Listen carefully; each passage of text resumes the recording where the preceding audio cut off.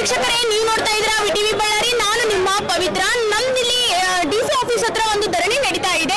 ಹಾಗಾದ್ರೆ ಸರ್ಕಾರ ಏನ್ ಮಾಡ್ತಾ ಇದೆ? ರೈತರು ಡೆಲ್ಲಿಯಲ್ಲಿ ಇದ್ರು ಕೂಡ ರೈಸ್ ಅಕ್ಕಿ ತಿನ್ಬೇಕು, ಊಟ ಮಾಡ್ಬೇಕು ಅಂತಂದ್ರೆ ಅದು ರೈತರಿಂದಲೇ ಸಾಧ್ಯ ಅಂತ ಹೇಳಕ್ ಇಷ್ಟಪಡ್ತೀನಿ. ಹಾಗಾದ್ರೆ ಸರ್ಕಾರ ಏನ್ ಮಾಡ್ತಾ ಇದೆ? ಕಾಣದಂತ ಮಾಯವಾದನು ಅನ್ನಂಗೆ ಸರ್ಕಾರ ಸತ್ತೋಗಿದೆನಾ? ಹಾಗಾದ್ರೆ ಹೇಗ್ ಬದುಕಬೇಕು, ರೈತರು ಹೇಗ್ ಜೀವನ ಮಾಡ್ಬೇಕು, ಅದೇ ಇವ್ರ ಜೊತೆ ತಿಳ್ಕೊಳ್ಳೋಣ ಬನ್ನಿ ವೀಕ್ಷಕರೇ. ಮ್ಯಾಮ್ ನಮಸ್ಕಾರ. ನಮಸ್ಕಾರ ಮ್ಯಾಮ್. ಈ ಸರ್ಕಾರ ಬಗ್ಗೆ ನೀವು ಹೇಳ್ಬೇಕಂದ್ರೆ ಏನ್ ಹೇಳಕ್ ಇಷ್ಟಪಡ್ತಿದ್ದೀರಾ ಮ್ಯಾಮ್? ಈ ಸರ್ಕಾರದ ಬಗ್ಗೆ ನಾವು ಈಗ ಅನೇಕ ಬಾರಿ ರೋಡ್ಗಳ ಮೇಲೆ ಬಂದು ಬಹಳ ಧರಣಿಗಳು ಮಾಡಿದ್ದೀವಿ. ನಮ್ಮ ಭಾರತೀಯ ಜನತಾ ಪಾರ್ಟಿ ಕೆಳಗೆ ಭ್ರಷ್ಟಾಚಾರ ಇರ್ಬೋದು ಮಾಡಿದ್ದೀವಿ. ನಾವು ಈ ಫ್ರೀ ಬೀದೊಂದು ಇರ್ಬೋದು, ಅದೊಂದು ಭ್ರಷ್ಟಾಚಾರಕ್ಕೆ ಮಾಡಿದ್ದೀವಿ. ಹಾಗೆ ಮೊನ್ನೆ ತಾನೇ ಬಿಡದಿಯಲ್ಲಿ ರೈತರು ಎಲ್ಲರೂ ಬಂದು ಸಂಘಟನೆ ಮಾಡಿದ್ರು. ನಾವು ತುಂಗಭದ್ರಾ ಡ್ಯಾಮ್ಗೆ ಗೇಟ್ಗಳು ರಿಪೇರ್ ಮಾಡ್ಬೇಕಂತ ಹೋದ ವರ್ಷ ತಾನೇ ಧರಣಿ ಮಾಡಿದ್ದೀವಿ. ಯಾಕಂದ್ರೆ ನಾವು ಹೋದ ವರ್ಷದಿಂದ ನಮಗೆ ಯಾವ ರೈಸ್ ಬೌಲ್ ಅಥವಾ ನಾವು ಅಕ್ಕಿಯ ಒಂದು ಭತ್ತದ ನಾಡು ಅಂತ ಯಾವ ಸಿರುಗುಪ್ಪ ಗಂಗಾವತಿ ಏರಿಯಾ ಹೇಳ್ತೀವೋ ನಮ್ಮ ಬಳ್ಳಾರಿ ಜಿಲ್ಲೆಯಲ್ಲಿ, ಕೊಪ್ಪಳ ಮತ್ತೆ ರಾಯಚೂರು ಜಿಲ್ಲೆಯಲ್ಲಿ, ಆ ಭತ್ತದ ಜಿಲ್ಲೆಯಿಂದ ಭತ್ತ ಹೊರಗೆ ಬರ್ತಾ ಇಲ್ಲ. ಅನ್ನದಾತ ಅನ್ನನ್ನು ಇಳಿಕಾಗ್ತಲ್ಲ, ಅವನಿಗೂ ಅನ್ನೋದು ಸಿಗ್ತಾ ಇಲ್ಲ. ಇಂಥ ಒಂದು ಪರಿಸ್ಥಿತಿ ಆಯಿತು. ನಾವು ಹೋರಾಟ ಮಾಡಿದ ಮೇಲೆ ಗೇಟ್ಗಳು ರಿಪೇರಿ ಮಾಡಿದ್ರು. ಮೊನ್ನೆ ತಾನೇ ಗೇಟ್ ರಿಪೇರಿ ಮಾಡಿದ್ದೀವಿ ಅಂತ ಹೇಳಿದ್ದಾರೆ. ನೀರೆಲ್ಲಿದೆ? ಮೇಲಿಂದ ಮಳೆ ಬರ್ತಾ ಇಲ್ಲ, ಹೋಗ್ತೀವಿ ನಾವು. ಮಳೆ ಬರ್ತಾ ಇಲ್ಲ. ಈಗ ಬರೀ 35 TMC ನೀರು ಮಾತ್ರ ಇದೆ ನಮ್ಮ TB ಡ್ಯಾಮಲ್ಲಿ. ನಾವು ಬೇಕಾಗಿದೆ 80 TMC ಬಂದರೆ ನೀರು ಬಿಡ್ತಾರೆ. ಬಟ್ ಈಗಿರೋದು 35. ಬರೀ ಕುಡಿಯೋಕೆ ಮಾತ್ರ ಸರಿ ಹೋಗುತ್ತೆ ಈ ನೀರು. ಇನ್ನು ನಮ್ಮ ಪಶು ಪಕ್ಷಿಗಳಿಗೆ, ನಮಗೆ ಬೇರೆ ಈ ಕಾರ್ಯಕ್ರಮಗಳಲ್ಲಿ ನೀರು ಸಿಗೋದಿಲ್ಲ. ಸೊ ನಾವು ಕೇಳೋದೇನಂದ್ರೆ ಗೌರ್ಮೆಂಟ್ ಕಡೆಯಿಂದ, ಆಗಲೇ ನೀವು ಒಂದು ವರ್ಷ ಭತ್ತ ಹಾಳು ಮಾಡಿದಿರಿ. ದೇವ್ರ ಕಡೆಯಿಂದ, ಮೇಲ್ಗಡೆಯಿಂದ, ಸೃಷ್ಟಿ ಕಡೆಯಿಂದ ನಾವು ಮಧ್ಯಾಹ್ನ ಆಗ್ತಾ ಇದೆ. ಎರಡು ಕಲಿತು ಇಲ್ಲಿರೋ ನಮ್ಮ 2 ವರ್ಷ ಸತತವಾಗಿ ಬೆಳೆ ಇಲ್ದಿದ್ರೆ ಅನ್ನದಾತ ಏನಾಗಬೇಕು, ರೈತರು ಏನಾಗಬೇಕು ಅಂತ ನಮ್ಮ ರೈತ ಮೋರ್ಚಾ ಅವರು ಮತ್ತು ನಮ್ಮ BJP ಅವರು ಒಂದೇ ಕೇಳ್ತಾ ಇದ್ದೀವಿ. ಇಷ್ಟೆಲ್ಲ ಫ್ರೀ ಬೀಸ್ ಕೊಡ್ತಾ ಇದ್ರಿ, ಇಷ್ಟೆಲ್ಲ ದುಡ್ಡು ನೀವು ಸುಮ್ಮನೆ ಇದು ಮಾಡ್ತೀವಿ. ಕರೆಂಟ್ ಇಲ್ಲ, ಒಂದೇ ಸತಿ ಇದು ಮಳೆ ಇಲ್ಲ ಅಂದ್ರೆ ನಮ್ಗೆ ಕರೆಂಟು ಇಲ್ಲ, ನೀರು ಇಲ್ಲ. ರೈತರು ಹೇಗೆ ಬದುಕಬೇಕು?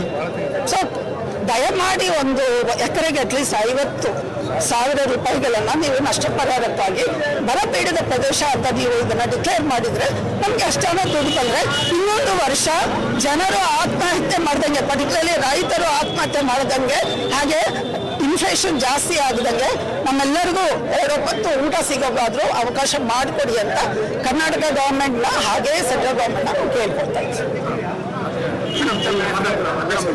ಸರ್ಕಾರ ಏನ್ ಮಾಡ್ತಾ ಇದ್ದೀರಾ? ಯಾಕಂತಂದ್ರೆ ಎಲ್ಲಿ ಬಂದು ನೀವು ಬರೀ ನೀಟ್ ಪರೀಕ್ಷೆ ಬಗ್ಗೆ ಮಾತ್ರ ನೀವು ಧ್ವನಿ ಎತ್ತುತ್ತಾ ಇದ್ದೀರಾ, ಬಿಟ್ರೆ ರೈತರ ಬಗ್ಗೆ ಧ್ವನಿ ಎತ್ತುತ್ತಾ ಇಲ್ಲ. ಯಾಕೆ? ಏನ್ ಮಾಡ್ತಾ ಇದ್ದೀರಾ? ಅದೇ ಇಲ್ಲಿ ನಮ್ಮ ರೈತರ ಸರ್ ಹತ್ರ ತಿಳ್ಕೊಳ್ಳೋಣ ಬನ್ನಿ ವೀಕ್ಷಕರೇ. ಸೊ ನಮಸ್ಕಾರ. ನಮ್ಮ ಹೆಸರು ಶಂಕರ್ ಅಂತೇಳಿ VS. ಈಗ ನಾವು ರೈತರೇ. ಈಗ ಮಳೆ ಒಂದು ಕೈ ಕೊಟ್ಟೋದ್ರಿಂದ ಬಿತ್ತನೆ ಆಗಿರ್ತಕ್ಕಂಥವು ಸಂಪೂರ್ಣವೆಲ್ಲ ಬಾಡಿ ಬತ್ತಿ ಹೋಗಿದಾವ. ಕೆರೆ ಕುಂಟುಗಳಲ್ಲಿ ನೀರೆಲ್ಲ ಖಾಲಿಯಾಗಿದಾವ. ಬಹಳ ಒಂದು ಬರಗಾಲ ಒಂದು ಸಿಡಿಲಿಗೆ ನಾವೆಲ್ಲ ರೈತರು ತತ್ತರಗೊಂಡಿದ್ದೀವಿ. ಇವತ್ತು ದನಕರುಗಳು ಯಾವ ರೀತಿ ಅವಕ್ಕೆ ಮೇವು ನೀರು ಕೊಡಬೇಕು ಅಂತೇಳಿ ಅದರಲ್ಲೇ ಒಂದು ಚಿಂತೆಯ ಒಂದು ರೈತರು ಕಣ್ಣೀರಾಗ್ತಕ್ಕಂಥ ಪರಿಸ್ಥಿತಿ ಇವತ್ತು ಎಲ್ಲ ಬಳ್ಳಾರಿ ಜಿಲ್ಲೆಯಾದ್ಯಂತರೂ ಬಂದಿದೆ. ಸರ್ಕಾರ ಬೇಗನೆ ಎಚ್ಚೆತ್ತುಕೊಂಡು ಒಂದು ಪ್ರತಿಯೊಂದು ಇದು ಹೋಬಳಿಗಳಲ್ಲಿ ಗೋಶಾಲೆಗಳನ್ನು ತೆಗೆದು ಗೋವುಗಳಿಗೆ ಮೇವು ಹಾಕುವಂಥ ಕೆಲಸ ಮಾಡಬೇಕು ಮತ್ತು ನೀರಿನ ಹರಾಜು ಮಾಡಬೇಕು. ಈಗ ಮತ್ತು ಈ ಕಾಲುವೆ ಈಗಾಗಲೇ 43 TMC ನೀರು ತುಂಗಭದ್ರಾ ನದಿಗೆ ಬಂದಿರೋದ್ರಿಂದ ಆ ಒಂದು ಕಾಲುವೆಗೆ ನೀರು ಬಿಟ್ಟರೆ ಸ್ವಲ್ಪ ಕಾಲುವೆ ನೀರಿನಿಂದ ಮತ್ತು ಅನನುಕೂಲ ಕೆಲವು ಗ್ರಾಮಗಳಿಗೂ ಆಗ್ತಾವ. ಇಲ್ಲಾಂದ್ರಿಗಿನ ಈ ಒಂದು ಮಳೆ ಕೈ ಕೊಡೋದ್ರಿಂದ ಒಂದು ರೈತರಿಗೆ ಯಾವ ರೀತಿ ಪರಿಸ್ಥಿತಿ ಗಂಭೀರತೆ ಆಗಿದೆ ಅಂತಂದರೆ ಇವತ್ತು ವಾರದ ಫೈನಾನ್ಸ್ ಸಹ ರೈತರು ತಗೊಂಡಿರ್ತಕ್ಕಂಥವನ್ನ ಒಂದು ಕಣ್ಣೀರಲ್ಲಿ ಕೈ ತೊಳ್ತಕ್ಕಂಥ ಪರಿಸ್ಥಿತಿ ನಮ್ಮ ರೈತರಿಗೆ ಬಂದಿದೆ. ಹಾಗಾಗಿ ಸರ್ಕಾರ ಈ ವರ್ಷ ರೈತರಿಗೆ ಏನು ವಾರದ ಫೈನಾನ್ಸ್ಗಳನ್ನು ಕೊಟ್ಟಿರ್ತಕ್ಕಂಥ ಅದನ್ನು ತಡೆ ಹಿಡಿಯುವಲ್ಲಿ ಸರ್ಕಾರ ಯಶಸ್ವಿ ಆಗಬೇಕು. ಇಲ್ಲಂತಂದ್ರಿಗಿನ ಯಾಕಂದ್ರೆ ಮೈ ಕೊಳೆ ಕೊಟ್ಟಿರೋದ್ರಿಂದ ಬೆಳೆಗಳು ನಾಶವಾಗಿರೋದ್ರಿಂದ ಪ್ರತಿಯೊಂದು ಎಕರೆಗೆ 50 ರಿಂದ 60 ಸಾವಿರ ಬರ ಒಂದು ಪೀಡಿತ ಜಿಲ್ಲೆಯನ್ನಾಗಿ ಮಾಡಿ ಒಂದು ಘೋಷಣೆಯನ್ನು ಮಾಡಿದರೆ ನಮ್ಮ ಜಿಲ್ಲೆಯ ರೈತರಿಗೆ ಅನುಕೂಲವಾಗುತ್ತೆ ಅಂತೇಳಿ ನಾವು ಈ ಮೂಲಕ ಸರ್ಕಾರಕ್ಕೆ ಒತ್ತಾಯ ಮಾಡ್ತಿದ್ದೇವೆ. Thank you so much.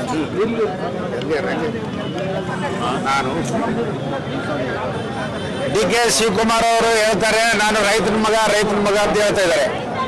ಆದರೆ ರೈತರು ಇಡೀ ರಾಜ್ಯದಲ್ಲಿ ಬಹಳ ಸಂಕಷ್ಟದಲ್ಲಿದ್ದಾರಪ್ಪ ಅಂದ್ರೆ ಅದನ್ನ ಏನೇನು ಮಾಡಿ ಬರಪೀಡಿತ ಅಂತ ಘೋಷಣೆ ಮಾಡಪ್ಪ ಅಂತ ಹೇಳಕ್ ಆಗ್ತಿಲ್ಲ DK ಶಿವಕುಮಾರ್ ಅವರಿಗೆ.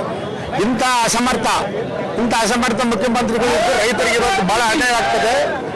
ಅದಕ್ಕಾಗಿ ನಾವು ಬಳ್ಳಾರಿ ಜಿಲ್ಲಾ ರೈತ ಮೋರ್ಚಾ ಮತ್ತು ಜಿಲ್ಲಾ ಕಮಿಟಿಯಿಂದ ಮಾತಾಡೋದೇನೆಂದ್ರೆ ನಮ್ಮ ಬಳ್ಳಾರಿ ಜಿಲ್ಲೆಯನ್ನು ಬರಪೀಡಿತ ಅಂತ ಘೋಷಣೆ ಮಾಡಬೇಕು ಮತ್ತು ರೈತರಿಗೆ 50,000 ರೂಪಾಯಿ ಎಕರೆಗೆ ಕೊಡಲೇಬೇಕು ಅಂತೇಳಿ ನಾವು ಒತ್ತಾಯ ಮಾಡ್ತೀವಿ.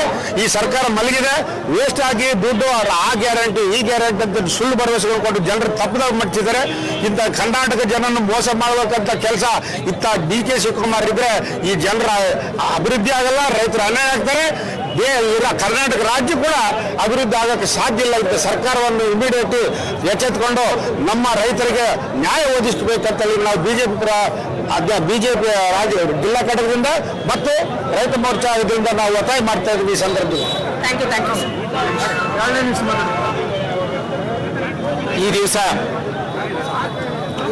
ಬಳ್ಳಾರಿ ಭಾರತೀಯ ಜನತಾ ಪಾರ್ಟಿ ರೈತ ಮೋರ್ಚಾ ವತಿಯಿಂದ ಒಂದು ಬರಹ ಪರಿಹಾರ ಮಾಡ್ಬೇಕಪ್ಪ ಅಂತ ಹೇಳಿ ನಾವು ಇವತ್ತು ಒಂದು ಪ್ರತಿಭಟನೆ ಮಾಡ್ತಾ ಇದೀವಿ. ಯಾಕಪ್ಪ ಅಂತಂದ್ರೆ ಹೋದ ವರ್ಷ ತಮಗೆಲ್ಲ ಗೊತ್ತಿದ್ದು ಹೋದ ವರ್ಷ ಎರಡನೇ ಬೆಳೆ ಇಲ್ಲ. ಸುಮಾರು ಈಗ ರೈತರು ಊರುಗಳಲ್ಲಿ 8-9 ತಿಂಗಳಿಂದ ಕಾಲಿದ್ದಾರೆ. ಅದಕ್ಕೋಸ್ಕರ ಈಗನಾದರೂ ಕೂಡ ಎಕರೆಗೆ 50,000 ಬರ ಇವರು ನೀವು ಪರಿಹಾರ ಮಾಡ್ರಿ. ಯಾಕಪ್ಪ ಅಂತಂದ್ರೆ ತಮಗೆ ಈ ಕಡೆ ಜನ ಗುಳೆ ಹೋಗ್ತಾ ಇದಾರ. ತಾವು ಕೂಡ 3 ದಿವಸ ಕೆಳಗಡೆ ಒಂದು ಶೃಂಗೇರಿಯಲ್ಲಿ ಗಂಗಾವತಿ ನೀರಾವರಿ ಪ್ರದೇಶದಲ್ಲಿಂದ ಅಲ್ಲಿ ಗುಳೆ ಬದುಕಕ್ಕ ಒಂದು ಫ್ಯಾಮಿಲಿ ಹೋಗಿದೆ. ಅದು ಒಂದು ಗುಡ್ಡ ಕುಸಿದು ಒಂದು 3 ಜನ ಸಾವಾಗಿದ್ದಾರೆ. ಅಂದ್ರೆ ಇದ್ರ ಮೇಲೆ ಏನಾಗ್ತದಪ್ಪ ಅಂತಂದ್ರೆ ಎಂತ ನೀರಾವರಿ ಜಾಗದಲ್ಲಿ ಕೂಡ ಎಷ್ಟು ಕಷ್ಟಗಳಿದೆ ಅನ್ನೋದು ಗೊತ್ತಾಗ್ತದೆ. 8-9 ತಿಂಗಳಿಂದ ರೈತರು ಖಾಲಿ ಕೂತ್ಕೊಂಡಾರ. ಇಲ್ಲಿ ಏನು ಕೆಲಸ ಇಲ್ಲ ಅಂತ ಹೇಳಿ ಗುಳೆ ಹೋಗ್ತಾ ಇದಾರ. ಆ ಗುಳೆ ತಪ್ಪಿಸ್ಬೇಕನ್ನಾದ್ರೂ ಕೂಡ ಬರ ಪರಿಹಾರ ಮಾಡಬೇಕು. ಒಂದು ಎಕರೆಗೆ 50,000 ರೂಪಾಯಿ ಬರ ಪರಿಹಾರ ಘೋಷಣೆ ಮಾಡಬೇಕು. ಎಲ್ಲಾ ರೀತಿಯಿಂದನೂ ಕೂಡ ಈ ಸರ್ಕಾರ ಏನಾಗಿದೆಪ್ಪ ಅಂತಂದ್ರೆ ರೈತರಿಗೆ ಸಂಬಂಧಪಟ್ಟ ಹಲವಾರು ಕಾರ್ಯಕ್ರಮಗಳನ್ನ ನಿಲ್ಲಿಸಿದೆ. ಹೇಳ್ಬೇಕಪ್ಪ ಅಂತಂದ್ರೆ ಆಕಳುಗಳದು ಹಾಲಿಂದ ಪ್ರೋತ್ಸಾಹಧನ ಎಷ್ಟೋ ಈ ಸರ್ಕಾರ ಬಂದ ಮೇಲೆ ಆ ರೈತರಿಗೆ ಪ್ರೋತ್ಸಾಹಧನ ಕೊಟ್ಟಿಲ್ಲ. ಇದೇ ರೀತಿ ಹಿಂದೆ ಬಸವರಾಜ ಬೊಮ್ಮಾಯಿಯವರು ಫಸ್ಟಿಗೆ ಮುಖ್ಯಮಂತ್ರಿಗಳು ಆದ ಕೂಡಲೇ ರೈತರ ಮಕ್ಕಳಿಗೆ ಅನುಕೂಲ ಆಗಲಿ, ವಿದ್ಯಾಭ್ಯಾಸಕ್ಕೆ ಅನುಕೂಲ ಆಗಲಿ ಅಂತೇಳಿ ವಿದ್ಯಾರ್ಥಿ ನಿಧಿ ಅಂತೇಳಿ ಒಂದು ಫಸ್ಟ್ ಅವರು ಮುಖ್ಯಮಂತ್ರಿ ಆಗತ್ಲೇ ಅವರು ಚಲಾವಣೆ ಮಾಡಿದ್ರು. ಆದರೆ ಈ ಸರ್ಕಾರ ಬಂದ ಮೇಲೆ ಅದನ್ನ ನಿಲ್ಲಿಸಿದೆ. ಅದೇ ರೀತಿ ಪ್ರಧಾನ್ ಕಿಸಾನ್ ಸಮ್ಮಾನ್ ಯೋಜನೆಯನ್ನು ಕೇಂದ್ರ ಸರ್ಕಾರ ಪ್ರತಿ 6,000 ರೂಪಾಯಿ ಪ್ರತಿ ವರ್ಷ ಕೊಡ್ತಾ ಇದೆ. ಮೊದಲು ಯಡಿಯೂರಪ್ಪ ಸರ್ಕಾರ ನಮ್ಮ ಬಿಜೆಪಿ ಸರ್ಕಾರ ಇರೋ ಟೈಮ್ನಲ್ಲಿ 4,000 ರೂಪಾಯಿ ಕೊಡ್ತಾ ಇದ್ರು. ಈಗ ಅದನ್ನು ನಿಲ್ಲಿಸಿದೆ. ಬಹಳ ಕಾರ್ಯಕ್ರಮಗಳನ್ನ ಕೂಡ ನಿಲ್ಲಿಸಿದೆ. ಭೂಸಿರಿ ಕಾರ್ಯಕ್ರಮ ಅಂತ ಹೇಳಿ ನಿಲ್ಲಿಸಿದೆ. ಹಲವಾರು ರೈತ ಕಾರ್ಯಕ್ರಮಗಳನ್ನ ನಿಲ್ಲಿಸಿ ಇವರು ರೈತರಿಗೆ ಬರೇ ಗುಳೆ ಹೋಗ್ಬೇಕಪ್ಪ ಅನ್ನೋ ಒಂದು ದೃಷ್ಟಿಯಿಂದ ಬಹಳ ಕಷ್ಟಕರವಾಗಿದೆ. ರೈತರುಗಳು 8-9 ತಿಂಗಳಿಂದ ಖಾಲಿ ಹಳ್ಳಿಗಳಲ್ಲಿ ಬಹಳ ತೊಂದರೆ ಅನುಭವಿಸ್ತಾ ಇದ್ದಾರೆ. ಬರ ಪರಿಹಾರ 50,000 ರೂಪಾಯಿ ಎಕರೆಗೆ ಘೋಷಣೆ ಮಾಡಬೇಕು. ಮತ್ತೆ ಈಗ ಏನಪ್ಪಾ ಅಂತಂದ್ರೆ ಡ್ಯಾಮ್ಗೆ ಈಗ ಒಳ್ಳೆ ತಮ್ಮ ಒಂದು ಮೀಡಿಯಾ ಮುಖಾಂತರ ನಾವು ನೋಡಿದೀವಿ.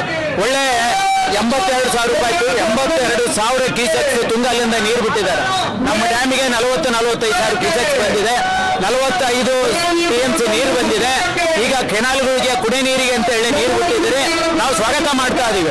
ಅದ್ರ ಜೊತೆಗೆ ಒಳ್ಳೆ ಇನ್ಫ್ಲೋ ಬರೋದ್ರಿಂದ ಎಲ್ಲ ಕಾಲುವೆಗಳಿಗೆ ಇಮಿಡಿಯೇಟ್ ನೀರು ಬಿಡಬೇಕು. ಯಾಕಪ್ಪ ಅಂತಂದ್ರೆ ರೈತರು ಏನ್ ಮಾಡಿದಾರಪ್ಪ ಅಂತಂದ್ರೆ ಮೆಣಸಿನ ಸಸಿ ಒಂದು ನರ್ಸರಿಯಲ್ಲಿ ಟೈಮ್ ಆಗಿದೆ, ಆಗ್ಲೇ 50 ದಿವಸ 60 ದಿವಸ ಆಗಿದೆ. ಅದು ಇಂಥ ದಿವಸದ ಒಳಗನೆ ಇಷ್ಟು ದಿವಸ ಒಳಗನೆ ನಾವು ನಾಟಿ ಮಾಡಬೇಕು. ಅದು ನಾಟಿ ಮಾಡಲಿಲ್ಲಪ್ಪ ಅಂತಂದ್ರೆ ಅದು ರೊಕ್ಕದ್ದು ಅಷ್ಟೊಂದು ಬೀಜ ಎಲ್ಲವುದು ರೀತಿ ಸಾಕಿರ್ತಾರೆ. ಆ ಬೀಜ ಅದು ಹೋಗ್ಬಿಡ್ತಾರೆ. ಅದನ್ನು ಹೋದ್ಮೇಲೆ ಅದೇನು ಹೇಳ್ತಾರಲ್ಲ, ಮುದಕ್ಕೆ ಆದ್ಮೇಲೆ ಮದುವೆ ಮಾಡಿದ್ರೆ ಎಂಬ ಲೆಕ್ಕ ಆಗ್ತದೆ. ಅದಕ್ಕೋಸ್ಕರ ಒಳ್ಳೆ ಆ ಸಸಿ ಒಳ್ಳೆ ಟೈಮ್ನಲ್ಲೇ ಅದು ನೆಟ್ಟರೆ ಚೆನ್ನಾಗಿರ್ತದೆ. ಅದೇ ರೀತಿ ನೆಲ್ಲು ಸಸಿ ಕೂಡ ಆಗ್ಲೇ ಟೈಮ್ ಆಗಿಬಿಟ್ಟತ್ತೆ. ಅದಕ್ಕೋಸ್ಕರ ನಾವು ಒತ್ತಾಯ ಮಾಡೋದೇನಪ್ಪ ಅಂದ್ರೆ ಈಗ ನೀರಿಗೆ ಅಂತೇಳಿ ಬಿಟ್ಟಿರಲ್ಲ, ಅದನ್ನೇ ಮುಂದುವರಿಸಿಕೊಂಡು ಹೋಗಿ ರೈತರುಗಳಿಗೆ ಇಮಿಡಿಯೇಟ್ ನೀರು ಕೊಟ್ಟರೆ ರೈತರುಗಳಿಗೆ ಒಂದು ಹೊಲದಲ್ಲಿ ಹೋಗೋ ಒಂದು ಕಾರ್ಯಕ್ರಮಕ್ಕೆ ಅನುಕೂಲ ಆಗ್ತದೆ ಅನ್ನೋದು ಹೇಳಿ ನಾವೊಂದು ಹಲವಾರು ರೈತ ಕಾರ್ಯಕ್ರಮಗಳನ್ನ ನಿಲ್ಲಿಸಿರೋದ್ರಿಂದ ಈ ಸರ್ಕಾರಕ್ಕೆ ನಾವು ಪ್ರತಿಭಟನೆ ಇವತ್ತು ಅಹೋರಾತ್ರಿ ಪ್ರತಿಭಟನೆ ಮಾಡ್ತಾ ಇದೀವಿ.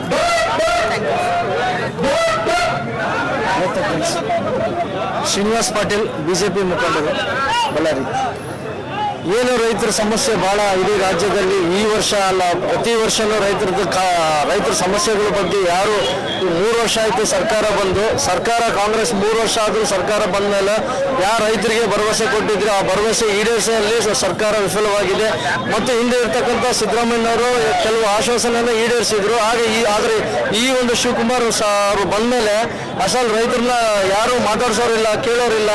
ಬರೀ ಅವ್ರ ಕ್ಯಾಬಿನೆಟ್ ರಚನೆ ಬಗ್ಗೆ ಒಂದು ಸ್ಪೆಷಲ್ ಇಂಟ್ರೆಸ್ಟ್ ತಗೊಳ್ತಾರೆ ಹೊರತು ಡೆಲ್ಲಿಗೆ ಹೋಗೋದು, ಬಳ್ಳಾರಿಗೆ ಬರೋದು, ಬೆಂಗಳೂರು ಬರೋದು ಈ ಥರ ವಿಚಾರಗಳಿದಾವೆ ಹೊರತು ರೈತರ ಬಗ್ಗೆ ಯಾರು ಕಾಳಜಿ ತಗೊಳ್ತಾ ಇಲ್ಲ. ದಯವಿಟ್ಟು ನಾನು ಸರ್ಕಾರಕ್ಕೆ ಹಾಗೂ ಮಾನ್ಯ ಮುಖ್ಯಮಂತ್ರಿಗಳು ಏನು ಮನವಿ ಮಾಡ್ತೀನಿ ಅಂದರೆ, ರೈತರಿಗೆ ಮೊದಲು ರೈತರಿದ್ರೇ ದೇಶ ಇದ್ರೇ ನಾವಿದ್ರೇ ಎಲ್ಲರೂ. ಹಾಗಾಗಿ ರೈತರ ಬಗ್ಗೆ ಸ್ಪೆಷಲ್ ಇಂಟ್ರೆಸ್ಟ್ ತಗೊಂಡು ಅವ್ರ ಬಗ್ಗೆ ಏನೇನು ಅನುಕೂಲತೆ ಬೇಕು ಸರ್ಕಾರ ವತಿಯಿಂದ ನೀವು ಮಾಡಿಕೊಡ್ರಿ ಅಂತೇಳಿ ನಾನು ಕಳಕಳ ಮನವಿ. ಮುಖ್ಯವಾಗಿ ಸ್ಟಾರ್ಟಿಂಗ್ ಮುಂಗಾರು ಸ್ಟಾರ್ಟ್ ಆಗೋ ಟೈಮಲ್ಲಿ ನಮ್ಮ ಅಗ್ರಿಕಲ್ಚರ್ ಮಿನಿಸ್ಟ್ರಿ ಇರಬೇಕು. ತಮಗೆ ಎಲ್ಲರಿಗೂ ಗೊತ್ತಿದೆ, ಮುಂಗಾರು ಸೀಸನ್ ಸ್ಟಾರ್ಟ್ ಆಗಿದೆ. ಈ ಸರ್ಕಾರದಲ್ಲಿ ಅಗ್ರಿಕಲ್ಚರ್ ಮಿನಿಸ್ಟ್ರೇ ಇಲ್ಲ. ಒಬ್ಬ ಮನೆಗೆ ಯಜಮಾನ ಇರಬೇಕು. ಯಜಮಾನ ಇಲ್ಲಪ್ಪ ಅಂತಂದ್ರೆ ಏನ್ ಕೆಲಸ ನಡೀತಾವ? ಯಾವುದು ಬರ ಪರಿಹಾರ ಅಂತ ಕೇಳೋರಿಲ್ಲ, ಇನ್ನೊಂದು ರೀತಿ ನಾವು ಯಾರು ನಮ್ಮನ್ನು ಕೇಳೋರಿಲ್ಲ. ಒಂದು ಕೃಷಿ ಮಂತ್ರಿ ಇಲ್ಲ. ಈಗ ಯಾರು ಕೇಳ್ಬೇಕು ರೈತರನ್ನ ಅಂತ ಹೇಳಿ?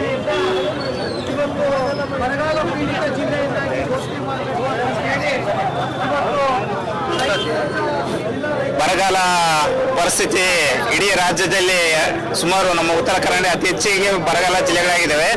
ಆದರೆ ಇವತ್ತು ನಮ್ಮ ಬಳ್ಳಾರಿ ಜಿಲ್ಲೆಯಲ್ಲಿ 5 ತಾಲೂಕುಗಳಲ್ಲಿ ಸಾಕಷ್ಟು ಬರಗಾಲ ಇದೆ. ಅದೇ ರೀತಿಯಲ್ಲಿ ನಮ್ಮ ರಾಜ್ಯ ಕಾಂಗ್ರೆಸ್ ಸರ್ಕಾರ ಇದುವರೆಗೆ ಬರಗಾಲ ಘೋಷಣೆ ಮಾಡಿಲ್ಲ. ಆದಷ್ಟು ಬೇಗನೆ ಘೋಷಣೆ ಮಾಡಬೇಕು. ಇನ್ನೊಂದು ದೆಹಲಿಯಲ್ಲಿ ಇರ್ತಕ್ಕಂಥ ಇವತ್ತು ಎಲ್ಲ MLAಗಳು ಸುಮಾರು 1 ತಿಂಗಳಾಯಿತು. ಆದರೆ ನಮ್ಮ ಬಳ್ಳಾರಿ ಜಿಲ್ಲೆಯಲ್ಲಿ ಯಾವುದೇ ರೀತಿಯಲ್ಲಿ ಇವತ್ತು ಬರಗಾಲ ಘೋಷಣೆ ಬಗ್ಗೆ ಯಾವುದು ಮಾತನಾಡುವುದಿಲ್ಲ. ಆದರೆ ಆದಷ್ಟು ಬೇಗನೆ ಬರಗಾಲ ಘೋಷಣೆ ಮಾಡಬೇಕು ಅಂತ ತಮ್ಮಲ್ಲಿ ಒಂದು ವಿನಂತಿ.